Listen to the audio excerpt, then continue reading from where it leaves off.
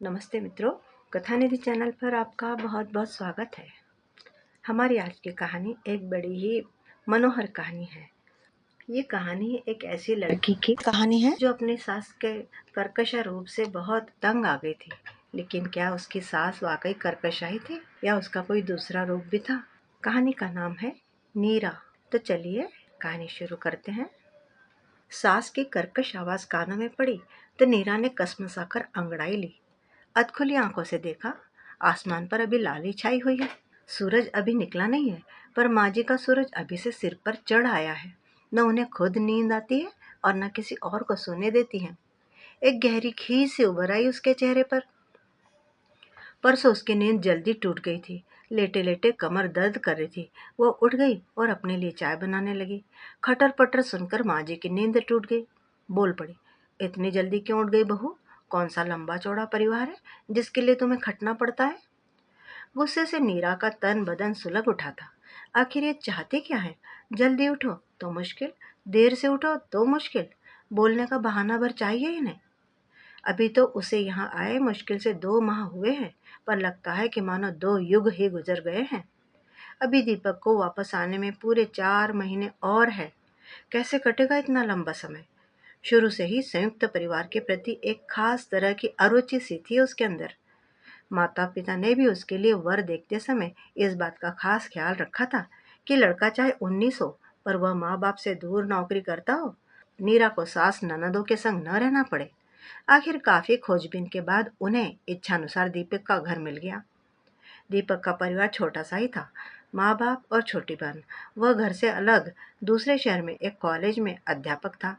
सौम्य और सुदर्शन व्यक्तित्व वाले दीपक को सबने पहली नजर में ही पसंद कर लिया था। शादी के बाद नीरा 8-10 दिन ससुराल रही थी। इन चंद दिनों में ही सबका थोड़ा बहुत स्वभाव उसके आगे उजागर हो गया था। बाबूजी गंभीर स्वभाव के अंतर्मुखी व्यक्ति थे। ज्यादा बोलते या बतियाते नहीं थे, पर उनकी कसर माँ जी पूरी कर देती थी। माँ जी जरा तेज तर्रार थी। सारा दिन बक झक करना उनकी आदत थी। ननद सिम्मी एक प्यारी सी हंसमुख लड़की थी। उसकी हम उम्र ही थी।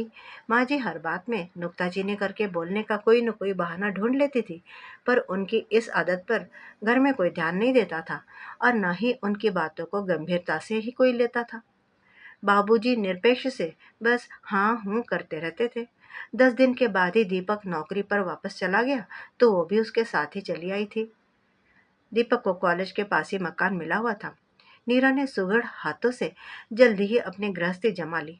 दीपक भी अपने पिता की ही तरह धीर गंभीर था। नीरा कई बार सोचती कि एक ही परिवार में कैसा विरोधाभास है, कोई इतना बोलने वाला और कोई इस कदर अंतर्मुखी। अभी उसकी शादी को 3 माह ही हुए थे कि दीपक को विश्वविद्यालय की ओर से 6 माह के प्रशिक्षण के लिए जर्मनी भेजने का प्रस्ताव हुआ। नीरा भी बहुत खुश थी। दीपक उसे बाहों में समेट कर बोला था, नीरू, तुम्हारे कदम बड़े अच्छे बढ़े। बड़े दिनों का अटका काम हो गया। 6 माह तो माँ और बाबूजी के पास रह लेना, उनका भी बहू का चाव पूरा हो जाएगा। सुनकर नीरा जैसे आसमान से गिरी। इस ओर तो उसने ध्यान ही नहीं दिया था। अचानक उसकी आंखें भर आई और वह बोली, नहीं, मैं तुम्हारे बिना वहां अकेली नहीं रह सकती। मुझे भी अपने साथ ले चलो। नहीं नहीं नीरू, ये संभव नहीं है। मैं फेलोशिप पर जा रहा हूँ। वहाँ हॉस्टल में रहकर कुछ शोध कार्य करना है। तुम वहाँ कहाँ रहोगी? 6 माह का समय होता ही कितना है। पलक झपकते समय निकल जाएगा। फिर तो सब कुछ आनन फानन में हो गया था। 1 माह के अंदर ही दीपक जर्मनी चला गया। जाते समय उसे माँ और बाबूजी के पास छोड़ते समय वह बोला था, नीरू, माँ की जरा ज्यादा बोलने की आदत है। वैसे वो दिल की साफ है। उनकी बातों को दिल पर न लाना। तुम्हें पता तो है कि वह सारा दिन बोलती रहती है। तुम बस हाँ हूँ ही करती रहना। दीपक की बात उसने गांठ बांध ली थी। माँ जी कुछ भी कहती, वह अपना मुंह बंद ही रखती। माँ जी की बातों को कड़वे घूंट की तरह गटक जाती, पर उनका छोटी छोटी बातों पर हिदायतें देना और टोकना उसे सख्त नागवार गुजरता। अगर सिम्मी न होती तो उसका समय बीतना और मुश्किल हो जाता। वही तो थी जिसके साथ हंस बोल कर वह बोल बतिया लेती थी। वही उसे खींचकर कभी फिल्म दिखाने ले जाती तो कभी खरीदारी करने के लिए। दीवार घड़ी ने टन टन करके 6 बजाए तो वह चौंक उठी। अभी माँ जी को बोलने का एक और विषय मिल जाएगा। वह न जाने किन सोच में डूब गई। जल्दी से उठी और दैनिक कृत्यों से निवृत्त होकर रसोई में जाकर आटा गूंदने लगी। बाबूजी और सिम्मी दोनों 8 बजे घर से निकल जाते थे। तभी सिम्मी आकर जल्दी मचाने लगी, भाभी जल्दी नाश्ता दे दो, आज मेरा पहला ही पीरियड है। नीरा ने कुछ बोलने से पहले ही माँ जी बोल पड़ी, जरा जल्दी उठ जाया करो बहू, मैं तो गठिया के मारे उठ नहीं पाती हूँ, अब सबको देर हो जाएगी। हम तो सास के उठने से पहले ही मुंह अंधेरे सारा काम कर लेते थे। क्या मजाल जो सास को किसी बात पर बोलने का मौका मिले। हो गया तुम्हारा भाषण शुरू? बाबूजी गुस्से में बोले। अरे भगवान, अभी सिर्फ 7 बजे हैं सुबह के और सिम्मी को जाने में अभी पूरा 1 घंटा बाकी है। तुम चुप रहो जी, माँ जी बोली। पहले बेटी को सिर चढ़ाए, अब बहू को माथे पर बिठा लो। नीरा कुछ नहीं बोली, चुपचाप पराठे सेकती रही। सिम्मी ही बोली, कभी माँ मौन व्रत रखे तो मजा ही आ जाए। नीरा के होठों पर मुस्कान आ गई सुनकर। सिम्मी पर भी माँ जी सारा दिन बरसती रहती थी। कॉलेज से आने में जरा देर हो गई तो माँ जी आसमान सिर पर उठा लेती थी, प्रश्नों की बौछार सी कर देती थी। देर क्यों हुई, घर पर पहले बताया क्यों नहीं? सिम्मी झल्ला जाती, बोलती, बस भी करो माँ, जरा सी देर तो हो गई है, क्यों तूफान मचा रही हो? मैं कोई बच्ची तो नहीं हूँ जो खो जाऊंगी। आजकल एक्स्ट्रा पीरियड्स चल रहे हैं, इससे देर हो जाती है, तुम्हें तो बोलने भर का बहाना चाहिए। बेटी के बरसने पर माँ जी थोड़ा नरम पड़ जाती, फिर धीमे स्वर में बड़बड़ाना शुरू कर देती। सिमी तो बेटी है, माँ जी से तुर्की बतुर्की सवाल जवाब कर ही लेती है, पर नीरा तो बहू है, उसे अपने होठ सीकर रखने पड़ते हैं। बिना बोले ये हाल है, जो कहीं वह भी सिम्मी की तरह मुंह तोड़ जवाब देने लगे तो शायद माँ जी कयामत ही बर्पा कर दे। माँ जी और बाबूजी का दिल रखने के लिए ही तो वह यहाँ रह रही है, वरना क्या इतने दिन वह अपने मायके में नहीं रह सकती थी। बाबूजी और सिम्मी चले गए। वो भी रसोई का काम निपटा कर नहा धोकर आराम कर रही थी। पड़ोस से कुंती की माँ आई हुई थी, वो चाय बनाने लगी। बाहर महरी ने टोकरे में बर्तन धोकर रखे थे, कांच का गिलास निकालने लगी तो जाने कैसे गिलास हाथ से छूट कर टूट गया। माँ जी बोल पड़ी, बहू ध्यान से बर्तन उठाया करो, महंगाई का जमाना है, इतने पैसे नहीं है जो रोज रोज नए नए कांच के गिलास खरीद सके। जब अपनी गृहस्थी जमाओगी ना, तब पता चलेगा। बाहर वालों के सामने भी माँ जी चुप नहीं रह सकती। मीरा की आंखों में क्रोध और क्षोभ से आंसू आ गए। चाय देकर वो अपने कमरे में आकर लेट गई। उसने कभी अपने माँ बाप की नहीं सुनी और यहाँ दिन रात माँ जी की उल्टी सीधी बातें सुननी पड़ती है। रात में खाने के समय नीरा ने देखा कि दही अभी ठीक से जमा नहीं है। माँ जी का बोलना फिर शुरू हो गया, तुमने बहुत ठंडे या बहुत गर्म दूध में खट्टा डाल दिया होगा, तभी तो अभी जमा नहीं दही। अगर ध्यान से जमाती तो क्या अब तक दही जम न जाता? दीपक को तो दही बहुत पसंद है, पता नहीं तुम वहाँ भी दही ठीक से जमा पाती होगी या नहीं। बाबूजी ने फिर से उसे बचाया, अरे भगवान, अब चुप भी रहोगी या बोलती जाओगी? तरी वाली सब्जी है, दही बिना कौन सा पहाड़ टूट रहा है? तुम्हें खाना हो तो हलवाई से ले आता हूँ, बहू पर बेकार में क्यों नाराज हो रही हो? माँ जी खिसिया गई, बोली, लो और सुनो, बाप और बेटी पहले एक और थे, अब बहू को और शामिल कर लो अपने गुट में। नीरा शर्म के मारे जमीन में गड़ी जा रही थी। माँ जी के तो मुंह में जो आया बोलने लगती, किसी का लिहाज ही नहीं। खाना खाकर वह कमरे में आई तो उसके मन में क्रोध भरा हुआ था। अब वह यहाँ हरगिज नहीं रह सकती। 2 माह तो जैसे तैसे काट लिए, पर अब और नहीं रहा जाता। उसकी सहन शक्ति अब खत्म हो गई है। हर बात में टोका टाकी, भाषणबाजी, आखिर कहाँ तक सुन सकती है नीरा? कभी कपड़ों में नील कम है तो कभी बैंगन ठीक से नहीं भुने हैं, कभी चाय में पत्ती ज्यादा है तो कभी चाय में पत्ती कम, कभी सब्जी में नमक ज्यादा है तो कभी कम। बिना वजह छोटी छोटी बातों में लंबा चौड़ा भाषण झाड़ देती। अरे बर्दाश्त की भी हद होती। अब वह यहाँ और नहीं रहेगी। वो उठकर भैया को खत लिखने के लिए बैठ गई। मायके में जाकर दीपक को भी पत्र डाल देगी कि भैया लेने आ गए थे, सो उनके साथ जाना पड़ा उसे। सुबह माँ जी की आवाज कानों में पड़ी, उठो बहू, सुबह हो गई है। वो उठने लगी तो उसे अचानक चक्कर सा आ गया। हल्की झुरझुरी से चढ़ रही थी, सारा बदन टूट रहा था। वो फिर लेट गई और बोली, माँ जी, मेरी तबीयत ठीक नहीं है। क्या हुआ तबीयत को? ये कहती हुई माँ जी उसके कमरे में आ गई। माथे पर हाथ रखा तो वह चौंक गई। उनके मुंह से हल्की से चीख निकल गई, अरे तुम्हारा माथा तो भट्टी सा तप रहा है बहू। फिर वहीं से वह चिल्लाई, सुनो जी, जरा जल्दी इधर आओ। अब क्या आफत आ गई है? बाबूजी भुनभुनाते हुए कमरे में आ गए। बहू को तेज बुखार है, जल्दी से जरा डॉक्टर को बुला लाओ। बाबूजी तुरंत ही कपड़े बदलकर डॉक्टर को लेने चले गए। माँ जी नीरा के सिरहाने बैठकर उसका माथा सहलाने लगी। ठंडे ठंडे हाथों का हल्का हल्का दबाव नीरा को बड़ा भला लग रहा था। कुछ ही देर में बाबूजी डॉक्टर को लेकर आ गए। डॉक्टर ने नीरा को अच्छी तरह जांच करके बोले, दवाई मैंने लिख दी है, इस हालत में अधिक तेज कैप्सूल तो दिए नहीं जा सकते। किस हालत में? माँ जी पूछ बैठी।